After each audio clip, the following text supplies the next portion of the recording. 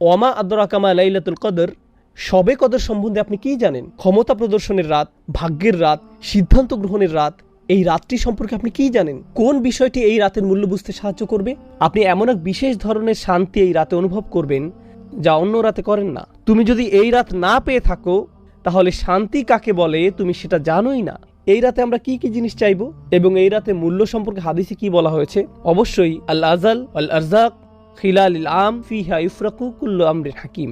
আমাদের সীমা, আল্লাহর কাছে ফেরার পূর্বে আমাদের জীবনকাল, আমাদের সকল রিজিক, এই সব কিছু সম্পর্কে এই রাতে ডিক্রি জারি করা হয়। ফেরেশতারা অবতরণ করেন। কি নিয়ে অবতরণ করেন? বিল খাইরি ওয়াল বারাকাতি ওয়ার রহমাতি ওয়াল মাগফিরাহ। তারপর এটা সেই রাত কিনা তা বোঝার কিছু উপায় তুলে ধরছি। আবারও বলছি, এখানে ভৌগোলিক সীমাবদ্ধতার কথাটা মাথায় রাখতে হবে।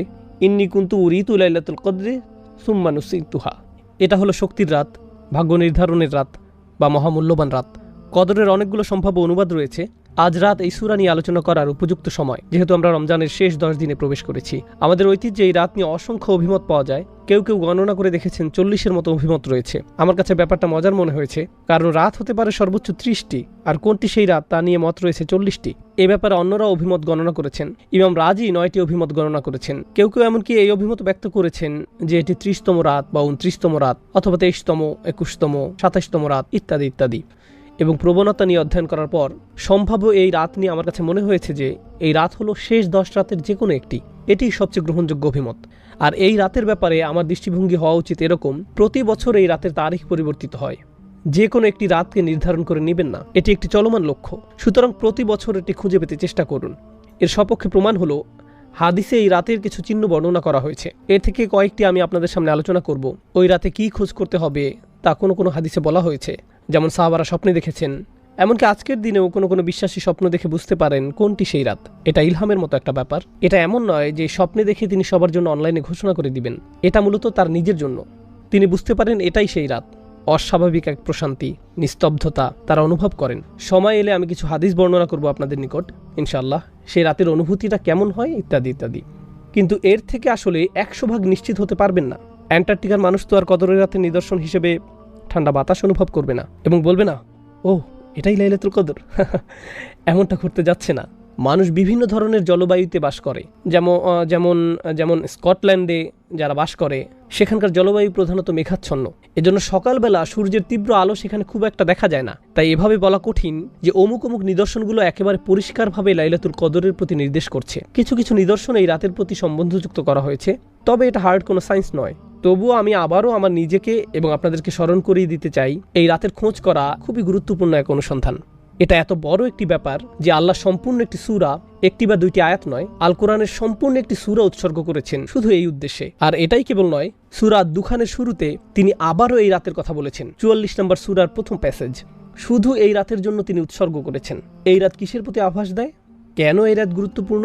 তাই এটা কোনো ছোট ব্যাপার নয়। অন্য অনেক দিন এবং রাতের মর্যাদাও ইসলামে স্বীকৃত। যেমন হজের দিনগুলোর পবিত্র মর্যাদা রয়েছে, গোটা রমজান মাসেরও একটা ধর্মীয় মর্যাদা রয়েছে। কিন্তু বছরের যে কোনো সময় বা তারিখের জন্য এভাবে গোটা একটি সূরা উৎসর্গ করা হয়নি, এরকম আর হয়নি। এই ব্যাপারে কেবল আরেকটি সূরার কথা আমার মনে পড়ে, যা একটা নির্দিষ্ট সময়ের জন্য উৎসর্গ করা হয়েছে, সূরাতুল জুমআ। সেক্ষেত্রে সম্পূর্ণ সূরা এই উদ্দেশ্যে উৎসর্গ করা হয়নি, শুধু শেষের কয়েকটি আয়াত 9, 10 এবং 11। সূরার বাকি অংশ অন্য বিষয় নিয়ে, যা শুক্রবারের নামাজের দিকে নিয়ে যায়। কদরের বিষয়টি অনন্য। এই ব্যাপারটা আমাদের মাথায় রাখা প্রয়োজন। আমরা যেহেতু এই রাতগুলো শুরু করতে যাচ্ছি, আমি দোয়া করি আল্লাহ আজ্জা ওয়া জাল্লা যেন আমাদেরকে সুযোগ, শক্তি, উৎসাহ, আন্তরিকতা, খাঁটি অশ্রু দান করেন, যার মাধ্যমে এই সময়ে আমরা আল্লাহর ক্ষমা লাভ করতে পারি। তো আল্লাহ আজ্জা ওয়া জাল্লা শুরু করছেন এই বলে, ইন্না আনজালনাহু ফি লাইলাতুল কদর, নিশ্চয়ই আমি এটা নাজিল করেছি লাইলাতুল কদরে। লক্ষ্য করুন, পূর্বের সূরাতে সূরার আলোকে জিবরাইল আলাইহিস সালাম প্রথম ওহী নিয়ে এসেছিলেন, কিন্তু আল্লাহ এই সমীকরণ থেকে জিবরাইল আলাইহিস সালামকে দূর করে দিলেন। যেন এমনটি বলা হচ্ছে, হ্যাঁ জিবরিল এসেছে, কিন্তু কথাগুলো আমার নিজের, আমি এই ওহী পাঠিয়েছি। তিনি নিজে ক্রেডিট নিচ্ছেন এবং এই কদরের রাতের ব্যাপারটা আরো সরাসরিভাবে বললেন। এভাবে বলেননি যে আমি আমার দূত জিবরিলকে তোমার নিকট পাঠিয়েছি, বরং বলেছেন নিশ্চয়ই আমি এটি নাজিল করেছি। এর মাঝে হু এর প্রতি লক্ষ্য করুন। ইন্না আনজালনাহু, কুরআন নাজিল করেছি বলার পরিবর্তে বলা হয় আমি এটি নাজিল করেছি। আরবি ব্যাকরণের ভাষায় এর নাম দমিরে সান। অন্য কথায় যখন বলেন এটি, তার মানে কিছু একটা যা মানুষ আগে থেকেই জানে। যেমন আপনাদের সাথে বাক্যালাপ করার সময় জিজ্ঞেস করলাম, আপনারা কি এটা দেখেছেন? হয় আপনাদের কোনো ধারণাই নেই আমি কি নিয়ে কথা বলছি, চোখ ঘুরিয়ে জিজ্ঞেস করলেন আমাদের কি দেখার কথা, অথবা দুজনেই ক্রিকেট ম্যাচ দেখেছিলেন কিংবা উভয় ফুটবল খেলা দেখেছিলেন। তাই আমি যখন জিজ্ঞেস করলাম ইয়েস দেখেছি, দারুণ হয়েছে, কেউ এখানে খেলা বা ম্যাচের কথা উল্লেখ করেনি। উভয় বলছে এটা, কারণ বিষয়টা আমাদের মাথায় আছে।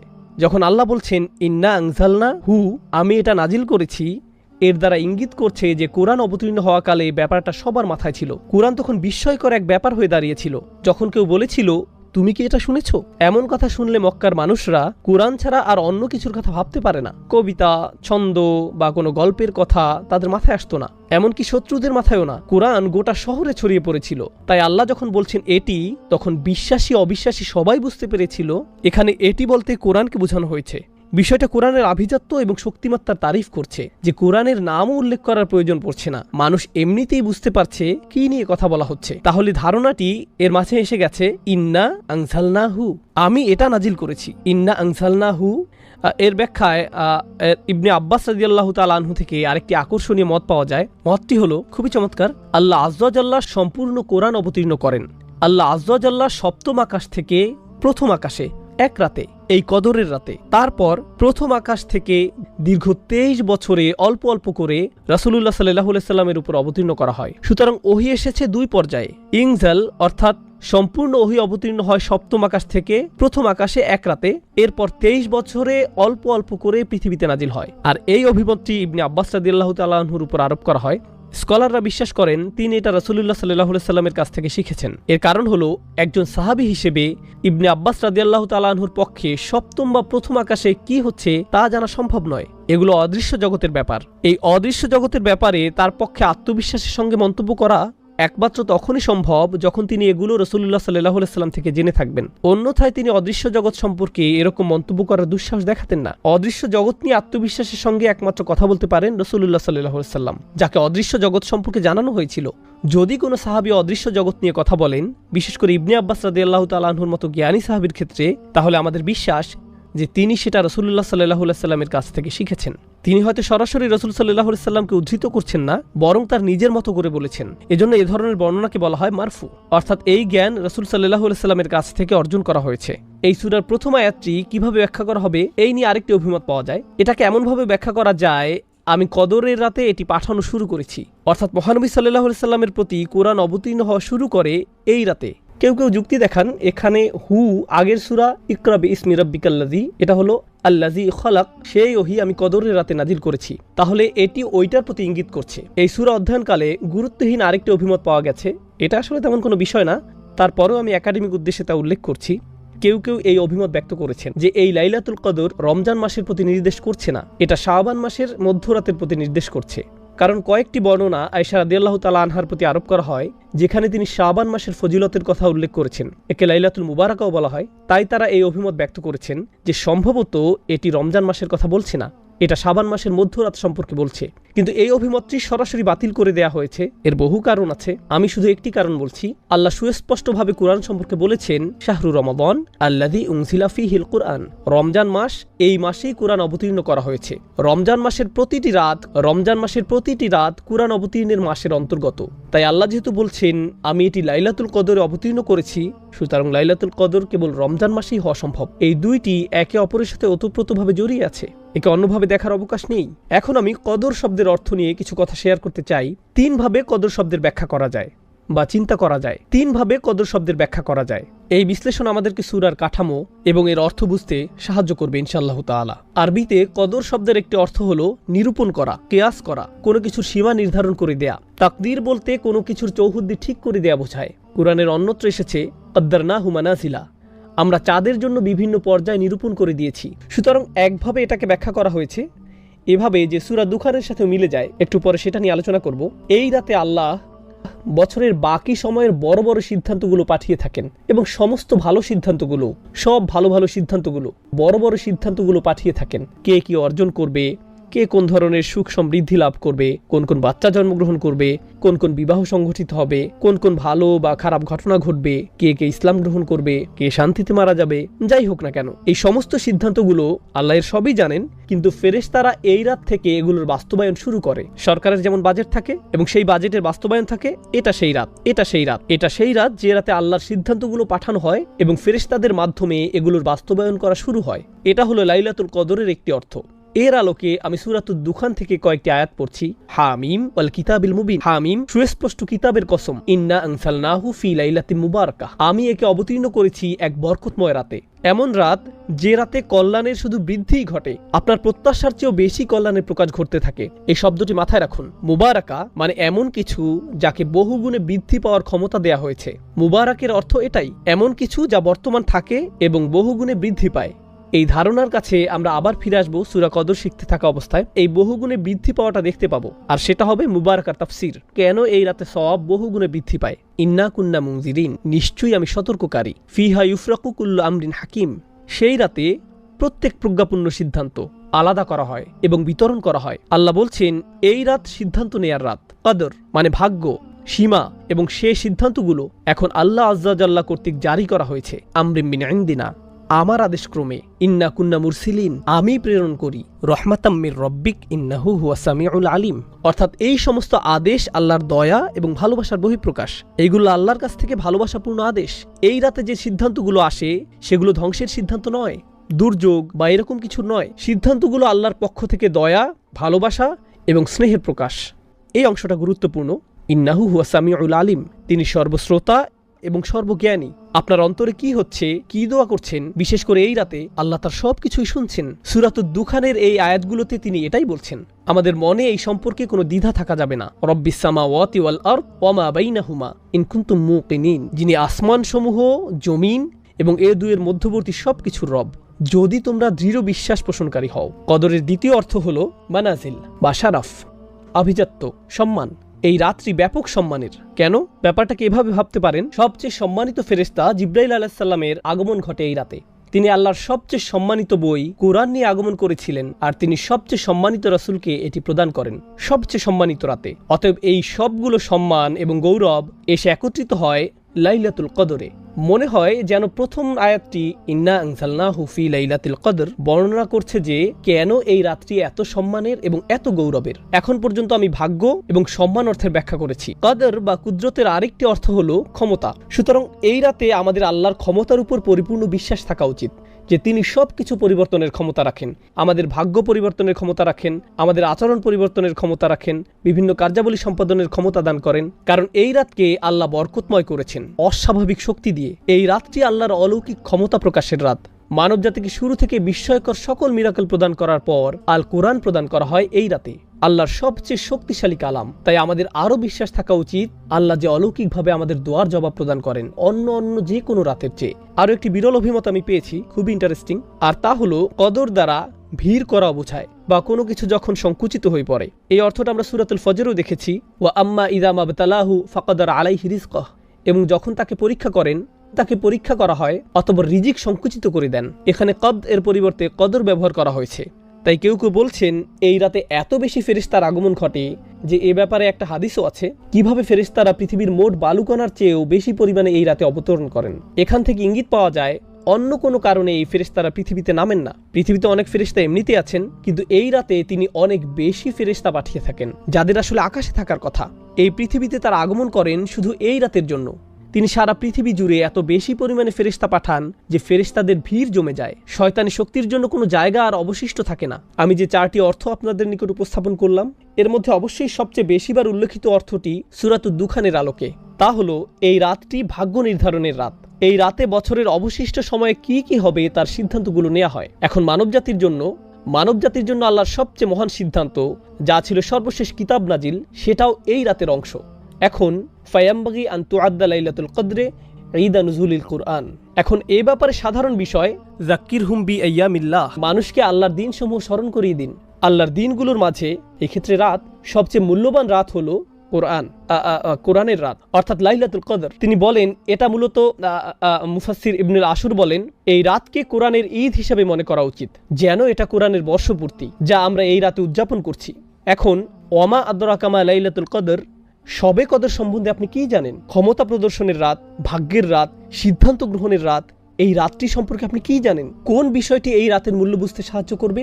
এই প্রশ্ন করার মাধ্যমে আল্লাহ বলছেন, আমি এখন আপনাকে বলতে যাচ্ছি লাইলাতুল কদরের প্রধান কোন বিষয়টি আপনার জেনে রাখা উচিত, যে মূল ব্যাপারটি আপনার আত্মস্থ করা দরকার, যেন তোমরা এই রাতের মূল্য দিতে পারো, যেন এমন কারো মতো না হয়ে পড়ো যে এই রাতের সুযোগ কাজে লাগায় না। আলোচনা চালিয়ে যাওয়ার পূর্বে একটা কথা বলতে চাই, কোনটি সেই রাত আমরা সেটা জানি না।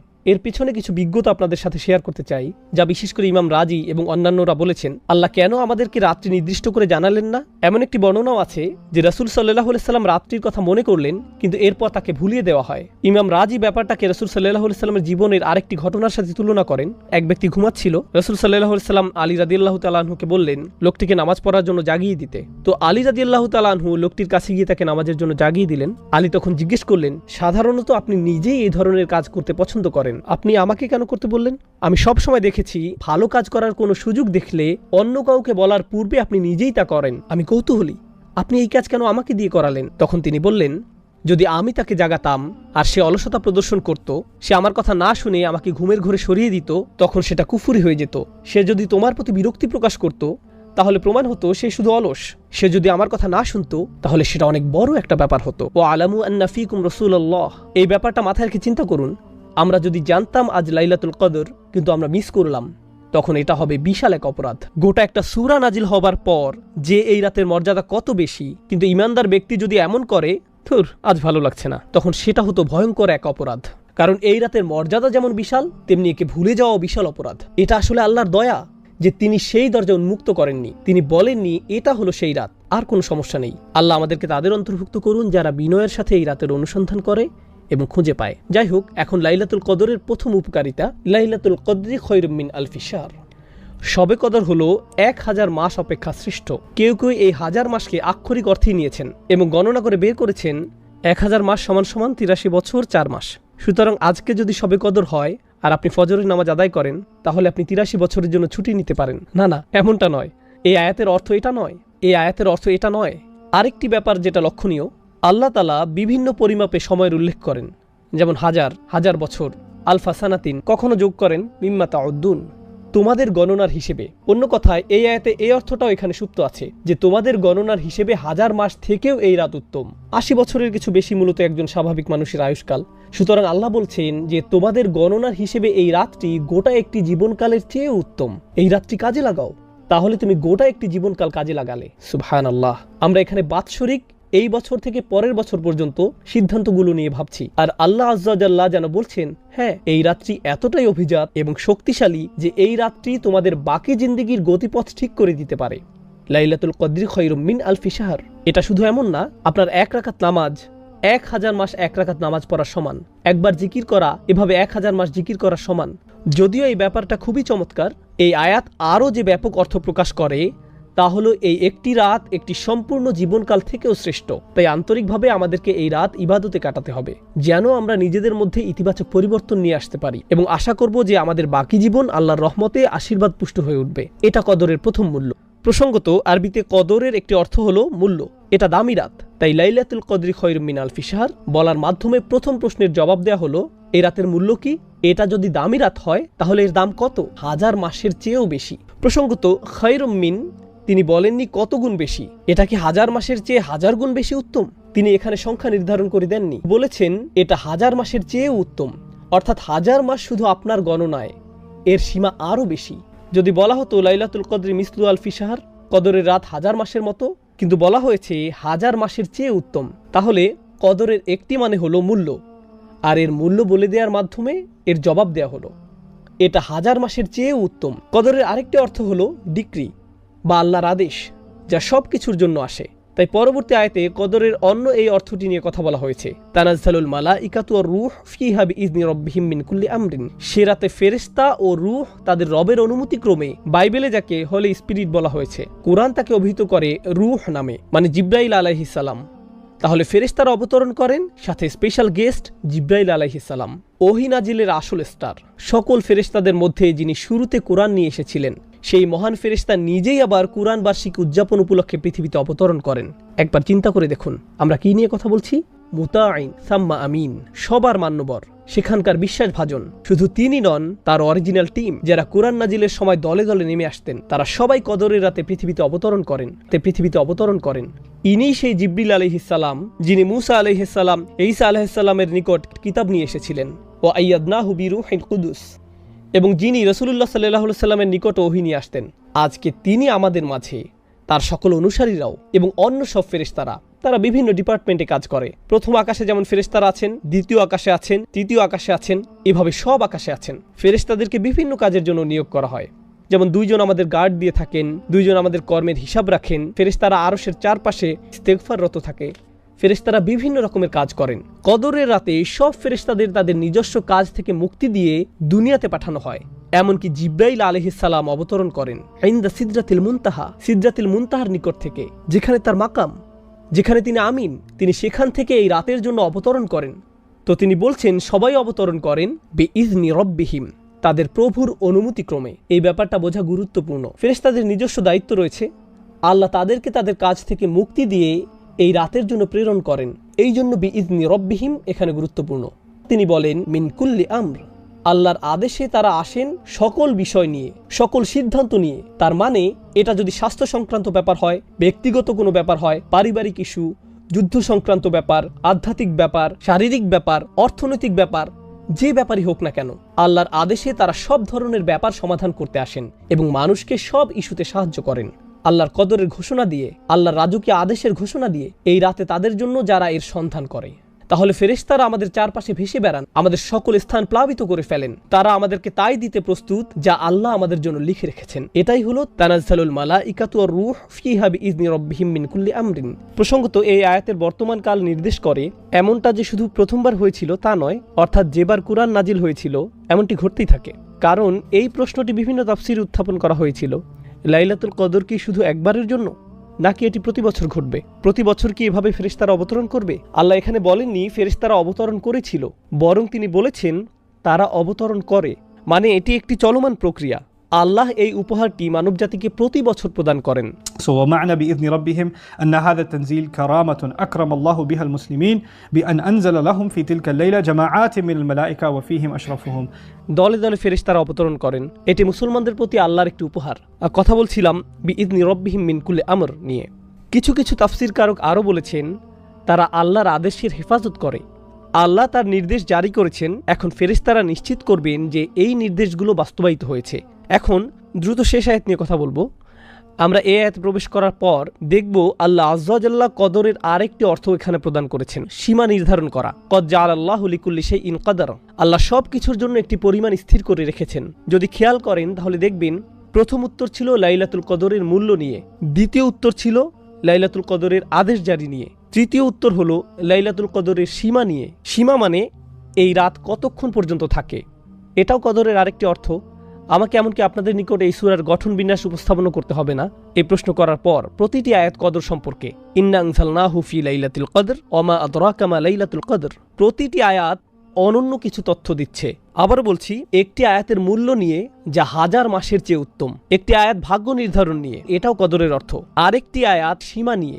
আর সীমা নিয়ে এই আয়াতটি আমার নিকট খুবই মনোমুগ্ধকর, সালামুন হিয়া হাত্তা মাতলা আইল ফাজর। আমি শুরু করব এই অনন্য বৈশিষ্ট্য নিয়ে। মাতলা অর্থ ফজরের উদয়, একেবারে ভোরের সময় নয়। ফজরের উদয় মানে সূর্য ইতিমধ্যে উদয় হয়ে যাচ্ছে। অন্য কথায় আল্লাহ এত দয়ালু, এতই মহান এবং এই রাতে এতই উদার যে জানেন তো আমাদের সাহারির সময় শেষ হয়ে যায় অন্ধকার থাকতেই, যখন দ্বিতীয় ফজরের আগমন ঘটে। লাইলাতুল কদরের ক্ষেত্রে এই নিয়ম নয়। লাইলাতুল কদর আলো দেখা পর্যন্ত চলতে থাকে। তিনি এর সময় বাড়িয়ে দিয়েছেন, তিনি এর মূল্য বাড়িয়ে দিয়েছেন মাতলা আইল ফাজর। তাহলে এর সীমা অন্য কোনো রাতের মতো নয়। আল্লাহ ভোরবেলার সময়টাকেও রাতের অংশ হিসেবে গণনা করছেন। এটা লাইলাতুল কদরের অনুপম একটি উপহার যে আল্লাহ আযজা ওয়া জাল্লা এর সময়সীমাকে আমাদের জন্য বৃদ্ধি করেছেন। এখানে বলছেন সালামুন হিয়া। আপনারা যারা আরবির সাথে কিছুটা পরিচিত তারা জানেন যে সাধারণ নিয়মে হওয়ার কথা হিয়া সালামুন, মুবতাদা এবং খবর হিয়া সালামুন, কিন্তু তিনি এই ক্রম উল্টো করে বললেন সালামুন হিয়া। এর ফলে যা হয় والسلام مصدر أو اسم مصدر معناه السلامة. এর ফলে তিনি এক ধরনের ইখতিসাস তৈরি করলেন। এই রাতের মতো কোনো শান্তি নেই, কোনো রাত এমন নেই যার এই রাতের মতো শান্তি আছে। এটাই সালামুন হিয়া। কোনো রাতের শান্তি এই রাতের মতো নয়, কোনো রাতের শান্তি এই রাতের মতো নয়। একটা কথা মনে পড়েছে, আমি আবার সালামুন হিয়ার আলোচনায় ফিরে আসব। আমাদের সালাফদের কাছে মজার কিছু ব্যাখ্যা পাওয়া গেছে, অন্যরা হাস্যকর ভেবে এগুলো পুরোপুরি বাতিল করে দিয়েছেন, কিন্তু আমি ভাবলাম অভিমতগুলো বেশ মজার, তাই আপনাদের সাথে শেয়ার করছি। কেউ কেউ মনে করেন লাইলাতুল কদর রমজানের 27 তারিখে। তারা গণনা করলেন ইন্না প্রথম শব্দ, আনজালনাহু দ্বিতীয় শব্দ, ফি তৃতীয় শব্দ, যখন আসলো হিয়া মানে এটা, এই হিয়া 27 নম্বর শব্দ। তাই তারা বললেন ও কদরের রাত তো পেয়ে গেলাম। এভাবে 27তম রাতের উৎপত্তি। কিছু কিছু মানুষ এই একভাবে 27তম রাতের ধারণা বের করেছেন। অন্য আরেকটি নিয়ম আছে মজার, কেউ কেউ এটাকে ইবনে আব্বাস রাদিয়াল্লাহু তাআলা আনহুর প্রতি আরোপ করেন, কিন্তু আমি অতটা নিশ্চিত নই। লাইলাতুল কদর এই শব্দদ্বয় 9টি অক্ষর দিয়ে গঠিত। এই শব্দগুলোতে 9টি অক্ষর রয়েছে, আর এটা 3 বার এসেছে। ইন্না আনজালনাহু ফি লাইলাতুল কদর ওমা আদরাকা মা লাইলাতুল কদর লাইলাতুল কদরি খায়রুম মিন আলফি শাহর। 9কে 3 দিয়ে গুণ করলে 27 পাওয়া যায়। এই তো পেয়ে গেলাম 27তম রাত, ঝামেলা শেষ। এগুলো সবই হাস্যকর, এর সাথে কোনো কিছুর কোনো সম্পর্ক নেই, কিন্তু ভাবলাম এগুলো উল্লেখ করি। হিয়ার আলোচনায় পৌঁছার পর মনে হলো ও কদরের রাত তো পেয়ে গেছি। চলুন সালাম শব্দটি বোঝার চেষ্টা করি, কারণ সমগ্র সূরায় এই শব্দটি বেশ গুরুগম্ভীর। এক দৃষ্টিতে বললে 2টি শব্দ এই সূরায় বেশ প্রভাব বিস্তার করেছে। কদর, খাইর। প্রতি আয়াতেই একটি মূল শব্দ আছে। প্রথম মূল শব্দ কদর, দ্বিতীয় মূল শব্দ খায়রুম মিন আলফি শাহর, তৃতীয় মূল শব্দ হলো আমর, মিন কুল্লি আমর, এবং সর্বশেষ মূল শব্দ হলো সালাম। এই সবগুলো দিন শেষে কোনো না কোনোভাবে কদরের সাথে সম্পর্কযুক্ত। প্রথমে কদর নিজে, উত্তম, এরপর আল্লাহর আদেশসমূহ, নির্ধারিত ভাগ্য, এবং সবশেষে শান্তি। সালাম আমাদের জানাচ্ছে এই রাতে যত কিছু ঘটে তার কোনোটাই ধ্বংসের জন্য নয়, শাস্তির জন্য নয়, কোনো কিছুই মৃত্যুর জন্য নয়। সকল আয়োজন মানুষকে শান্তি, নিরাপত্তা, আরাম ইত্যাদি দেওয়ার জন্য। কুরআনে সালাম শব্দটির ব্যবহার জানা গুরুত্বপূর্ণ। এটি আল্লাহর একটি নাম, আল মুহাইমিন, কুদ্দুসুস সালামুল মুমিনুল মুহাইমিন। তো সালাম হলো আল্লাহ আযজা ওয়া জাল্লার একটি নাম। একইভাবে জান্নাতকে বলা হয় দারুস সালাম। জান্নাতের একটি নাম হলো শান্তির নিবাস। তাহলে এটা আল্লাহর একটি নাম, এটা জান্নাতের একটি নাম, দারুস সালাম। ফুসসিলাস সালাম বিল খাইর। আবার কোনো কিছু যখন ভয়ানক অনিরাপদ, যেমন আগুন, এর থেকে সকল বিপদ দূর করা দরকার। যেমন ইব্রাহিম আলাইহিস সালামের ক্ষেত্রে কুনি বারদান ওয়া সালামান, তুমি ইব্রাহিমের উপর শীতল ও শান্তিদায়ক হয়ে যাও, শান্তিপূর্ণ হয়ে যাও। এই আয়াতে ভাষার ব্যবহারে উল্লেখযোগ্য সূক্ষ্মতা রয়েছে। শুধু যে সালামুন প্রথম এসেছে এবং হিয়া পরে এসেছে তাই নয়, অন্য আরেকটি ব্যাপারও এখানে দারুণ সুন্দর, আর তা হলো আরবিতে সালাম শব্দটি মাসদার। এটি একটি ইনফিনিটিভ, পিস, এর ইংরেজি প্রতিশব্দ পিস। এখন রাত কিন্তু শান্তি নয়, রাত হলো শান্তিপূর্ণ। রাত নিজে শান্তি নয়, বরং রাত হতে পারে শান্তিপূর্ণ। আল্লাহ বলেননি রাত শান্তিপূর্ণ, তিনি বলেছেন রাত নিজেই শান্তি। যেন এখানে বলা হচ্ছে রাতটি শুধু যে শান্তিপূর্ণ তাই নয়, বরং আসলে তুমি যদি এই রাতের সুযোগ নিতে পারো তাহলে তুমি শান্তি অর্জন করে ফেলেছ। তোমার অবশিষ্ট জীবনের জন্য তুমি চূড়ান্ত শান্তির সন্ধান পেয়েছ।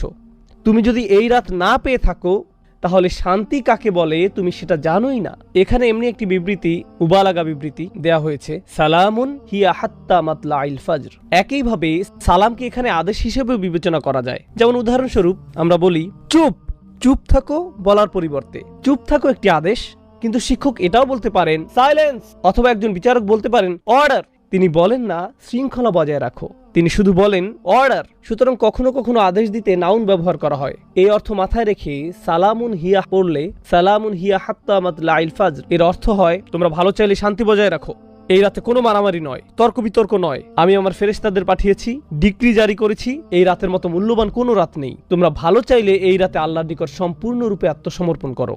সালাম দিল্লুল হার্ব, এটা যুদ্ধের বিপরীত। তোমরা ভালো চাইলে অন্য কারোর সাথে পীড়াদায়ক আচরণ করো না, কাউকে কষ্ট দিয়ে কথা বলো না, আল্লাহর সাথে ভালো আচরণ করো, মানুষের সাথেও ভালো আচরণ করো এবং আল্লাহর নিকট আত্মসমর্পণ করো। সূরার শেষে এটি একটি সাজেশন বা আদেশের মতো। ফজর উদয় হওয়ার আগ পর্যন্ত সকল দ্বন্দ্ব সংঘাত ভুলে যাও, সকল টেনশন ভুলে যাও। সালামুন হিয়া হাত্তা মাতলাইল ফজর। অন্যরা আরো সাজেস্ট করেছেন কিভাবে জানবেন যে এটি লাইলাতুল কদর। আপনি এমন এক বিশেষ ধরনের শান্তি এই রাতে অনুভব করবেন যা অন্য রাতে করেন না। যখন নামাজে দাঁড়াবেন এমন এক প্রশান্তি অনুভব করবেন যে নামাজ ছাড়তে চাইবেন না। এমন শান্তি অন্য কোনো সময় অনুভব করেননি। সম্পূর্ণ অস্বাভাবিক এক আধ্যাত্মিক অভিজ্ঞতা যা আল্লাহ লাইলাতুল কদরের এই রাতে বিশ্বাসীদেরকে দান করেন।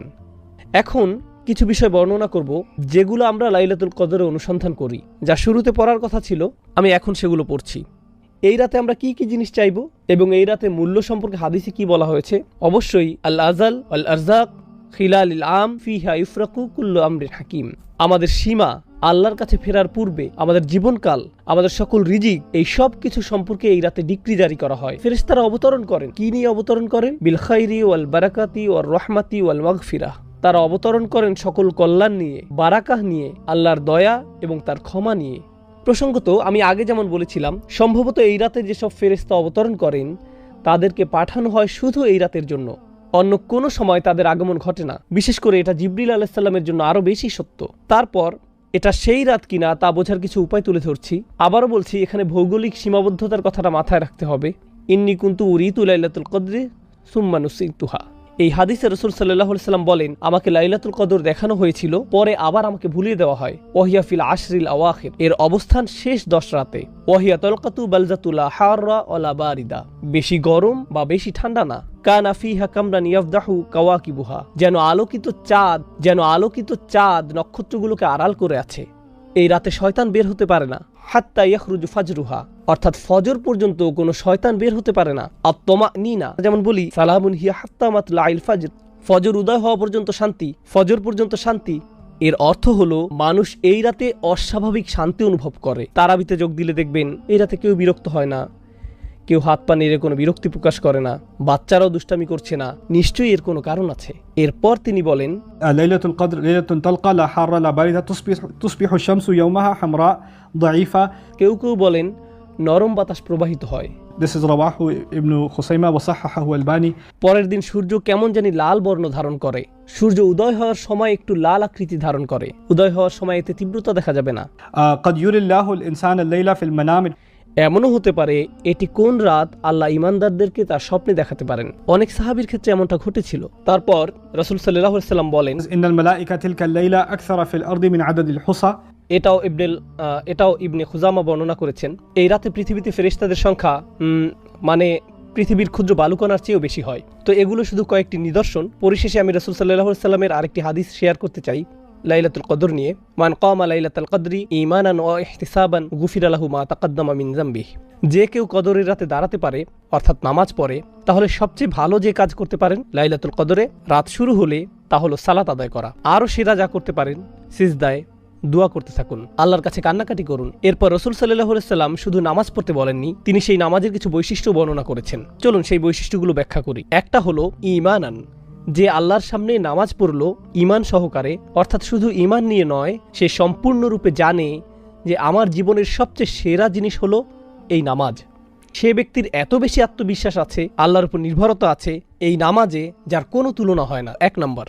এরপর ওয়া ইহতিসাবান, ইহতিসাব মানে যে সম্পূর্ণরূপে আত্মসচেতন, নিজের পাপ নিয়ে আমি সচেতন, আমি জানি আমার কি কি ত্রুটি আছে, কি কি বিষয় নিয়ে আমি আল্লাহর সামনে লজ্জিত, আমি আল্লাহর সামনে নামাজে দাঁড়িয়েছি লজ্জিত এবং বিনম্র হয়ে, এবং সম্পূর্ণরূপে বিশ্বাসী যে আল্লাহ আমাকে ক্ষমা করে দিবেন, আমার পাপগুলো দূর করে দিবেন। অতএব আমি আল্লাহর সামনে এসেছি অবনমিত হয়ে, অশ্রুসিক্ত নয়নে, নিজের সকল হিসেব নিয়ে, নিজের সকল দোষ স্বীকার করে, পাপ স্বীকারের নামাজ ইহতিসাবান।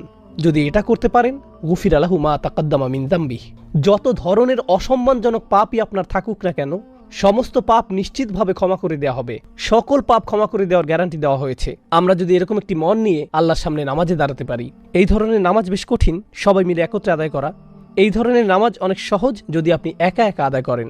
এটা এমনই একটি রাত নিজে নিজে পড়তে যদি অলসতা লাগে তাহলে অবশ্যই মসজিদে যান এবং জামাতে যোগদান করুন। এই রাতে শুধু আপনি, আল্লাহ আর চোখের পানি। এই রাতে এটাই হওয়া উচিত। আল্লাহর সামনে দাঁড়ান, কুরআন তেলাওয়াত করুন, আল্লাহর কাছে দোয়া করুন এবং এমন মানুষদের অন্তর্ভুক্ত হন যারা এই রাত পেয়ে সৌভাগ্যবান এবং আল্লাহর ক্ষমা পেয়ে সৌভাগ্যবান। আমাদের রাতগুলো এখন আর এতটা লম্বা নয়, খুব বেশি সময় আমাদের হাতে থাকে না। একটু বিশ্রাম নিন, নামাজ পড়ুন, বিশ্রাম নিন, নামাজ পড়ুন, বিশ্রাম নিন, আবার নামাজ পড়ুন। এই কাজগুলো করুন এই রাত্রিগুলোতে। আল্লাহ আজ্জা ওয়া জাল্লা আমাদের সবাইকে লাইলাতুল কদর পেতে সাহায্য করুন। বারাকাল্লাহু লি ওয়া লাকুম ফিল কুরআনিল হাকিম ওয়া নাফা'নি ওয়া ইয়্যাকুম বিল আয়াতি ওয়া যিকরিল হাকিম। আসসালামু আলাইকুম ওয়া রাহমাতুল্লাহি ওয়া বারাকাতুহু।